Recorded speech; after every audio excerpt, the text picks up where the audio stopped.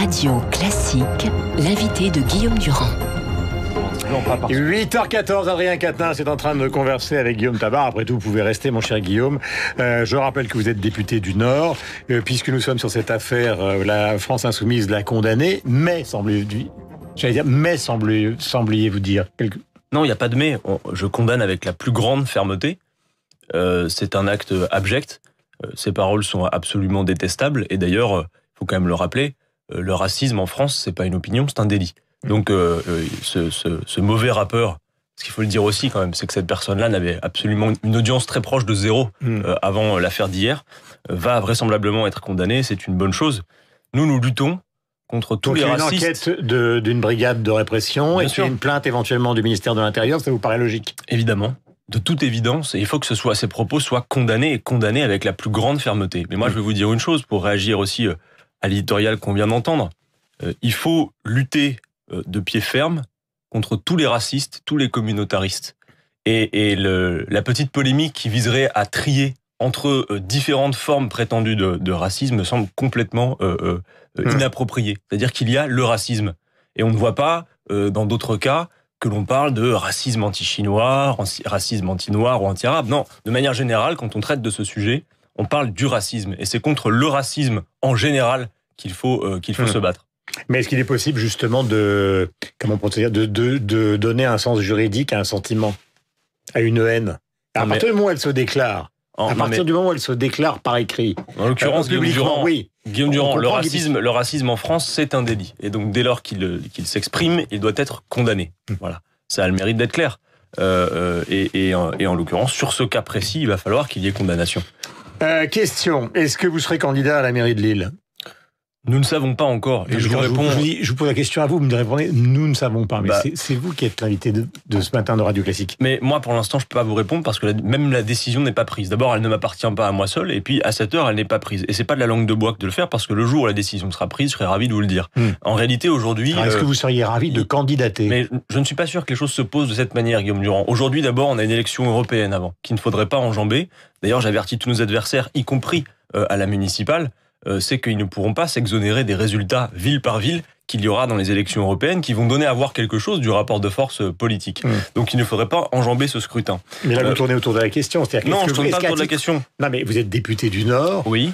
Pierre Mauroy était parlementaire du Nord et il est devenu maire de Lille. Enfin, c'est une tradition. Il n'y a aucune honte à dire ou à expliquer que ce matin, cette situation vous intéresse. Non, mais ce que je veux dire, c'est que là, on voit toutes sortes de candidatures qui s'annoncent. Bien sûr, on voit des ministres, on voit des parlementaires sur la ligne de départ. D'ailleurs, vous le remarquerez quand même avec assez peu d'ambition politique. C'est de l'ambition personnelle essentiellement. Ils ne lisent pas ce qu'ils vont proposer pour ces villes. C'est quelque chose qui est assez politicien et qui, pour moi, y compris chez La République En Marche, participe de cette démonstration qu'en fait le nouveau monde annoncé, c'est également l'ancien monde et ses pratiques. Vous pensez à qui? À Benjamin Griveaux pour Paris? Mais globalement, je trouve que parler maintenant des candidatures municipales, c'est très tôt dans le calendrier. Attendons un peu, laissons démarrer les élections européennes, qui sont un vrai combat politique qui est ça vous intéresse? Et on en reparlera. Ce qui m'intéresse, Guillaume Durand, y compris pour Lille, c'est que la France Insoumise puisse gagner, parce que vous avez raison de le signaler. Jean-Luc Mélenchon était premier à Lille à l'élection présidentielle, nous avons fait 30%, et 2/17e du groupe parlementaire La France Insoumise, ce sont des Lillois. Mon camarade Hugo Bernalicis, c'est moi. Donc évidemment qu'il y a une dynamique pour la France Insoumise à Lille et la capacité pour nous d'assurer une transition. Enfin, moi, je pars de ce que je connais. Martine Aubry, en 2014, avait dit qu'elle ne serait pas candidate au renouvellement de son mandat. Très bien, il y a une digne succession possible avec effectivement une amélioration, je le pense, avec la France Insoumise. Question. La rentrée de l'émission politique ce soir, Édouard Philippe, Laurent Wauquiez. L'année dernière, donc, celui qui était face à Édouard Philippe était considéré, en tout cas par les médias, de manière symbolique, comme étant Jean-Luc Mélenchon, donc ils se sont affrontés. Est-ce que ça veut dire que la donne a changé et que l'opposant numéro 1, c'est Laurent Wauquiez? Non, absolument pas. Je pense que Laurent Wauquiez est relativement inaudible. D'ailleurs, y compris, il est très contesté dans son propre camp. Et je trouve que le casting de ce soir, bien sûr, ça appartient à la chaîne, et on va suivre ça avec intérêt comme on le fait à chaque fois. Mais bon, ce soir, on va avoir une émission qui pourrait être renommée. Ce sera La droite par la droite en réalité.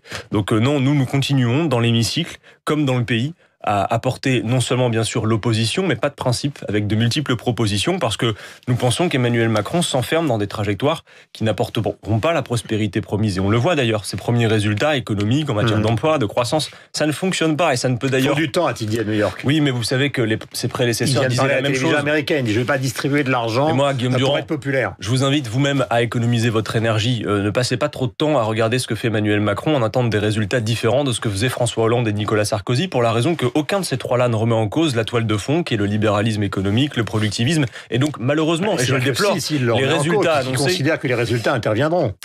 Non, il pousse le curseur plus loin de ce qu'ont fait ses prédécesseurs. Regardez par exemple, juste un exemple, la politique de l'emploi en France aujourd'hui, c'est quoi? Alors qu'on a à peu près un emploi non pourvu pour 40 chômeurs, le président de la République d'ailleurs nous dit qu'il faudrait traverser la rue pour trouver un emploi. La politique de l'emploi dans ce pays se résume pour l'essentiel à deux choses. Diminuer les droits des salariés, c'est-à-dire en gros déréguler le marché du travail et faire toujours des cadeaux, des exonérations. Est-ce qu'on a déjà vu, Monsieur Durand, que cette politique remplit les carnets de commandes? Absolument pas. Et pour nous, les carnets de commandes sont la solution de l'équation. Il faut relancer l'activité écologiquement. On peut le faire. La planification écologique, par exemple. Le programme de la France Insoumise, Guillaume Durand, c'est beaucoup d'emplois, c'est beaucoup de travail, beaucoup de qualifications. C'est des tonnes de dépenses. Mais regardez, si vous augmentez non mais attendez, vous parlez, je vous pose des questions. Je ne vous contredis pas, je vous pose des questions. Vous avez raison. D'abord, sur ce que vous avez dit, vous vous souvenez peut-être de ce théorème d'Helmut Schmidt, donc qui était un chancelier allemand. Les profits d'aujourd'hui sont les investissements de demain et les emplois d'après-demain. Vous pensez que c'est faux? Oui, mais pour une raison simple. Et d'ailleurs, pourquoi c'est faux? Parce que le problème que nous avons aujourd'hui... Non, mais avant oui, mais c'était la thèse de Schmitt avant Schröder. Avant, ça pouvait se valoir. Sauf qu'aujourd'hui, dans le contexte d'un capitalisme qui s'est quand même bien modifié, qui est aujourd'hui hyper financiarisé, la phrase, il faut la réactualiser, Guillaume Durand. Aujourd'hui, ce qui se passe, c'est que les profits d'aujourd'hui font les profits de demain et les profits d'après-demain. Monsieur Durand, les bénéfices aujourd'hui, regardez la répartition des bénéfices, c'est un vrai problème. Oxfam a fait une belle étude là-dessus. Sur la totalité des bénéfices, on estime que 67% vont aux dividendes, seulement 25 petits pourcents vont à l'investissement productif, et là je partage votre avis, il faudrait plus d'investissement productif, et seulement 5 petits pourcents pour la hausse des salaires. Les carnets de commandes souffrent de deux choses. Le pouvoir d'achat qui est affaibli, et donc il n'y a pas de consommation populaire, on le voit. Et deuxièmement, comme on est dans une contrainte budgétaire pour respecter les dogmes européens, on contraint la dépense publique, et donc il n'y a pas l'investissement nécessaire. Ça veut dire que si vous étiez au pouvoir, le dogme, ce que vous appelez le dogme des 3%, c'est clair. Mais nous, on vous le dit. C'est-à-dire que le respect de ces règles antidémocratiques qui ont été imposées à toute l'Union européenne empêche de faire autre chose. C'est-à-dire ici, en France, c'est la 5e République. On peut faire des politiques différentes dans un cadre institutionnel comme contexte. Mais en Union européenne, on ne peut faire qu'une seule politique. C'est l'ordolibéralisme, point. Eh bien, ça ne fonctionne pas. Si vous voulez, y compris d'un point de vue financier et budgétaire, nos programmes sont financés. De temps en temps. Oui, bien sûr. Quand vous considérez effectivement dans le programme de Jean-Luc Mélenchon lors de la dernière présidentielle que les investissements sont supérieurs à 200 milliards, comment peut-on faire pour fabriquer de la monnaie, dépenser de l'argent sans détériorer la balance des paiements, sans que la monnaie flotte et sans que les économies des gens se mettent à s'effondrer totalement? La prochaine fois c'est ce qui se passe en Amérique latine. La prochaine fois que je viens ici, mais non, arrêtez avec l'Amérique latine. Non, mais c'est à côté pour l'instant. Mais Guillaume Durand, la prochaine fois, c'est Daniel Cohen qui est économiste et qui est professeur d'économie à Normal qui explique justement que une grande partie des économies d'Amérique latine sont tombées au tréfonds alors qu'elles avaient des richesses naturelles à cause de cette relance budgétaire délirante. Disons une chose, Guillaume Durand, si vous êtes d'accord avec toutes nos propositions et que le seul souci qu'il vous reste, c'est la question de savoir si on peut les financer, je vous réponds. La prochaine fois que je viendrai ici, je vous apporterai ce que nous faisons chaque année, qui est un véritable contre-budget de la France Insoumise.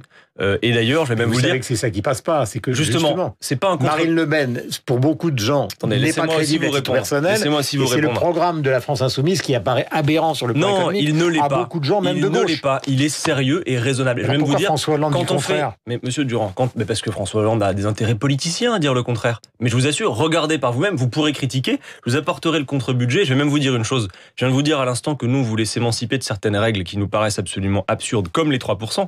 Mais quand on fait un contre-budget, Guillaume Durand, on joue avec les règles de l'adversaire que l'on conteste. Le contre-budget que je vais vous présenter la prochaine fois, il respecte les règles que nous contestons. Parce que sinon, on n'est pas crédible. Donc, nos solutions sont finançables. Vous parliez d'investissement. Juste un chiffre. L'évasion et la fraude fiscale sont estimées à 100 milliards. Monsieur Durand, pour tous les contribuables qui nous écoutent, ça fait la bagatelle de 1 600 € par tête de pipe et par an. Donc, si vous voulez des idées novatrices pour récupérer des leviers budgétaires, on peut le faire. Et pas d'ailleurs nécessairement des mesures confiscatoires, soyez rassurés. Je veux vous le dire. Il y a beaucoup de choses qui ont été faites en matière de fraude fiscale, notamment à l'égard de la Suisse, puisque beaucoup de gens ont rapatrié leurs capitaux, que ces capitaux ont été taxés par l'État français, etc. Monsieur Durand, soyez à un moment donné honnête intellectuellement, vous voyez bien que ça va pas au bout des choses. C'est un mouvement mondial, mouvement qui existe. Et alors, mais Monsieur Durand, etc. La France a une parole qui est écoutée dans le monde. Quand la France décide quelque chose, d'abord, il n'y a pas d'Europe sans la France, donc quand la France décide quelque chose en Europe, elle est regardée et écoutée. Enfin, vous voyez pas notre pays en tout petit. C'est un grand pays, la France. Je vous pose une question précise. Comment vous feriez, vous, par exemple, pour obliger les GAFA à payer des impôts sur leur territoire? Mais on le décide par la loi déjà chez nous. Nous, on veut faire un protectionnisme solidaire qui soit, y compris qui permette de donner à voir à l'étranger ce que nous voulons faire. À l'étranger, vous pouvez rien faire. À un moment donné, si vous arrivez à convaincre, y compris vos partenaires européens, si en France, la chaîne rond... Non, attendez, la parole d'Emmanuel Macron sur la scène européenne sonne comme du bois creux. C'est-à-dire que ça ou rien, c'est à peu près la même chose. Question. Imaginez par exemple que vous soyez Premier ministre et que vous décidez de faire une loi justement concernant, que vous décidez de faire une loi contre les GAFA en général, qui ont un système qui n'est pas d'évasion fiscale, mais de fiscalité extérieure au territoire. Fiscale, osez les termes. Au territoire. Oui. Vous faites comment? Alors, nous on a ils travaillent ici, mais ils rapatrient donc les bénéfices ailleurs. Bien sûr. Nous par exemple, on est pour l'imposition universelle. Je m'explique. Et les Américains d'ailleurs font ça. C'est-à-dire que quand un contribuable part du pays pour des raisons fiscales, eh bien, vous lui demandez de payer la différence entre le niveau d'impôt qu'il paye sur le pays où il est atterri et ce qu'il aurait dû payer en France. Ce qui fait que partir pour des raisons fiscales, en réalité, n'a pas d'intérêt puisqu'il devra payer la même chose. Ce sont des individus, ce ne sont pas des sociétés. Vous pouvez faire la même chose, vous pouvez vous accorder au niveau européen. Et qui plus est même au-delà du niveau européen pour faire en sorte de se battre contre ça. Mais évidemment, Monsieur Durand, que faire rompre la chaîne... Non mais faire rompre la chaîne, il faut bien qu'un pays commence.